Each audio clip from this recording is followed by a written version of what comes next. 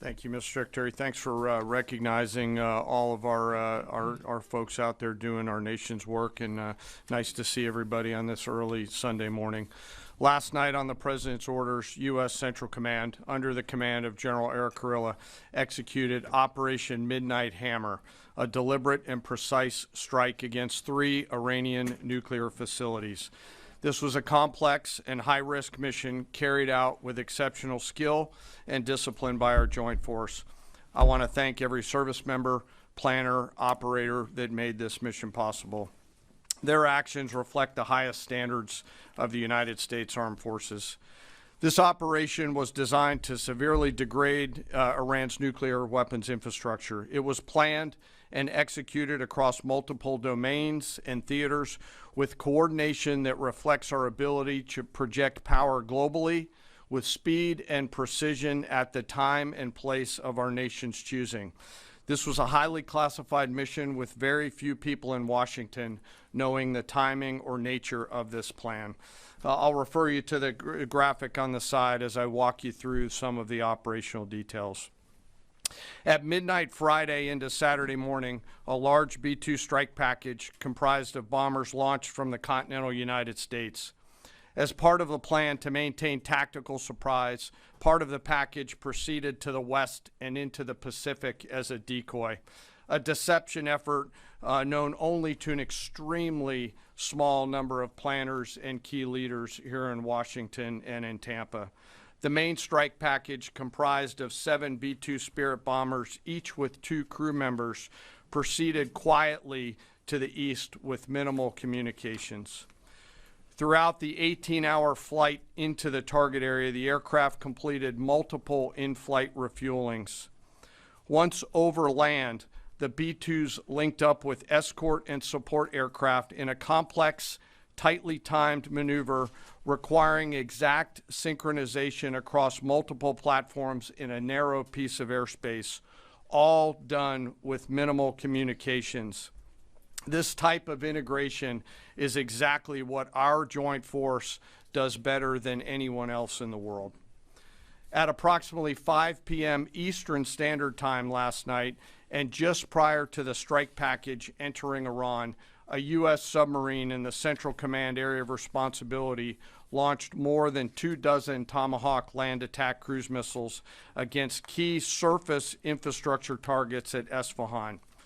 As the Operation Midnight Hammer strike package entered Iranian airspace, the U.S. employed several deception tactics, including decoys, as the 4th and 5th generation aircraft pushed out in front of the strike package at high altitude and high speed, sweeping in front of the package for enemy fighters and surface-to-air missile threats.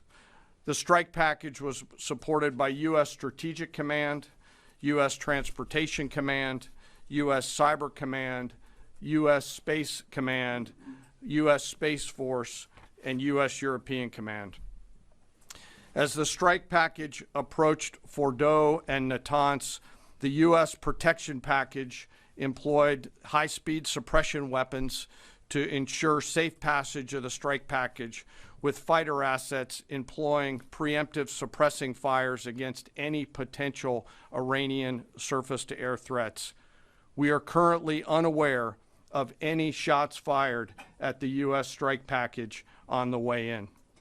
At approximately 6:40 p.m. Eastern Standard Time, 2:10 a.m. Iran time, the lead B-2 dropped 2 GBU-57 massive ordnance penetrator weapons on the first of several aim points at Fordo. As the President stated last night, the remaining bombers then hit their targets as well, with a total of 14 MOPs dropped against 2 nuclear target areas.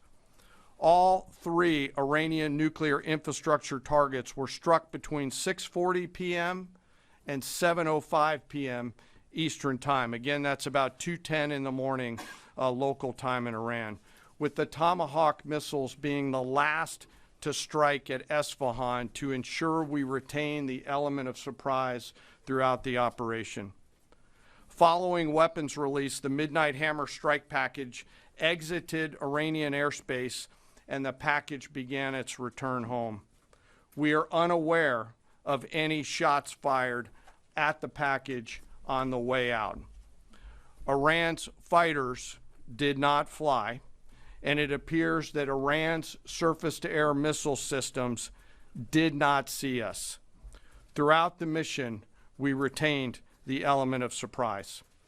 In total, U.S. forces employed approximately 75 precision-guided weapons during this operation. This included, as the President stated last night, 14 30,000-pound GBU-57 massive ordnance penetrators, marking the first ever operational use of this weapon.